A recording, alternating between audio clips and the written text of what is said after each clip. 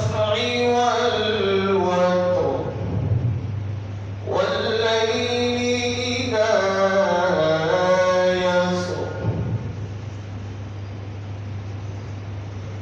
صدق الله العلي العظيم. وقال النبي صلى الله عليه وسلم: ليس صلاة أثقل على المنافقين من الفجر والعشاء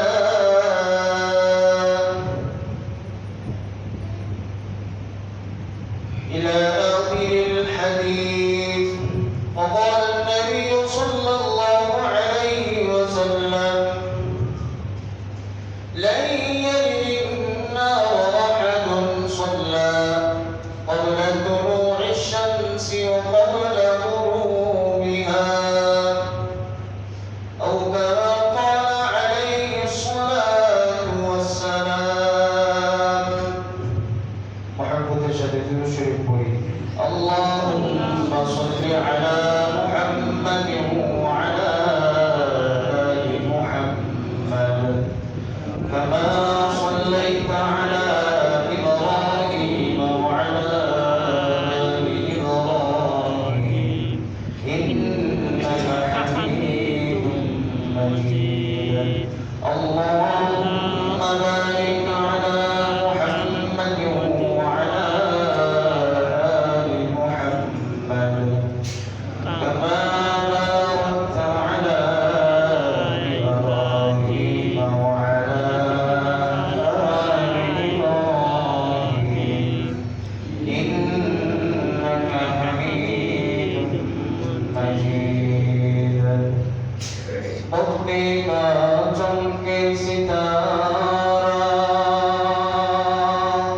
حاضری کا ہو اشارہ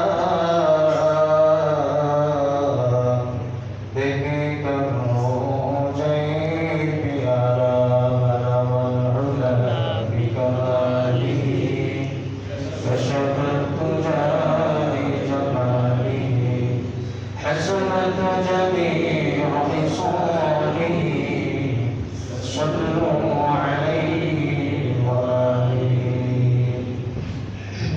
আলহামদুলিল্লাহ, মহান আল্লাহ তাআলার দরবারে অসংখ্য অগণিত শুকর ও সুজুদ, যে মহান মালিক গত জুমার ন্যায় আজকেও আমাদেরকে সুস্থ অবস্থায় আল্লাহ তাআলার মহান হুকুম সালাতুল জুমা আদায় করার লক্ষ্যে মসজিদে আসার বসার সুযোগ তৌফিক দান করেছেন।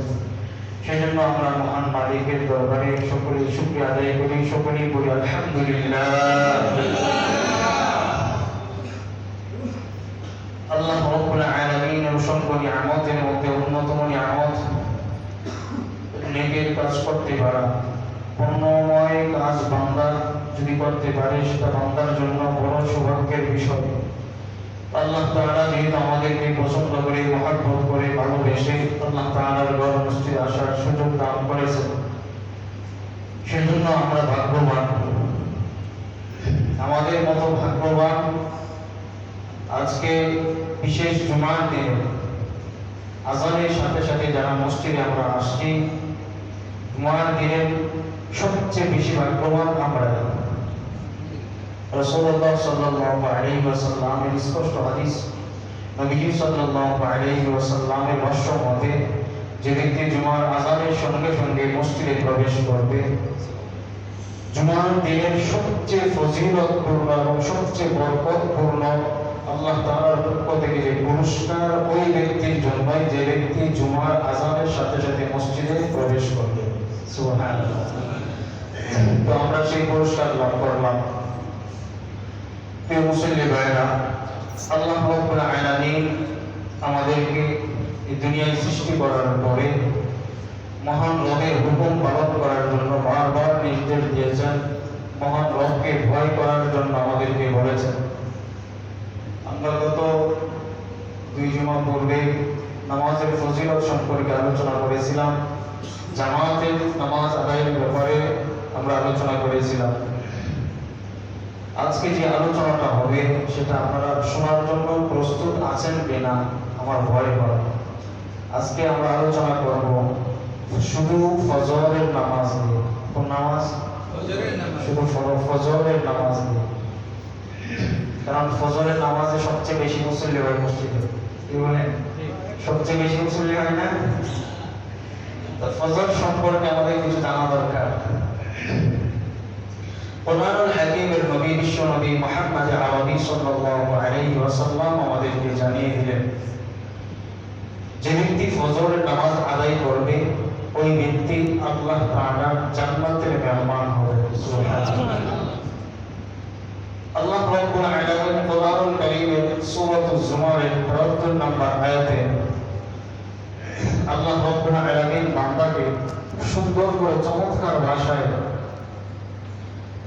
পুরস্কারের ঘোষণা দিয়ে জানিয়ে দিলেন, বান্দা তুমি আমাকে ভয় করবা, যদি ভয় করো তাহলে আমি তোমাকে জান্নাত দান করব। সুবহানাল্লাহ।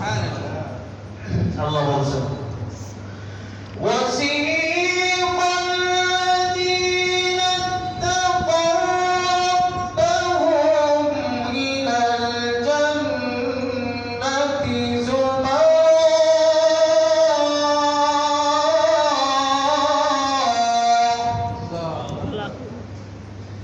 আল্লাহ রাব্বুল আলামিন চমৎকার ভাষায় বলছেন, وَسِيقَ الَّذِينَ اتَّقَوْا رَبَّهُمْ, যারা তাদের রবকে ভয় করবে, আল্লাহ রাব্বুল আলামিনকে ভয় করবে, যারা মহান রবের ভয় যাদের অন্তরে রাখবে, আল্লাহ রাব্বুল আলামিন বলেন, ইয়া আত্তাকাউ ইলা রাব্বিল জান্নাতি যুমারা, কাল কিয়ামতের ময়দানে আল্লাহ রাব্বুল আলামিন আল্লাহ তাআলাকে ভয়কারী ওই বান্দাদেরকে জান্নাতের দিকে ধরে ধরে নিয়ে যাওয়া হবে। সুবহানাল্লাহ।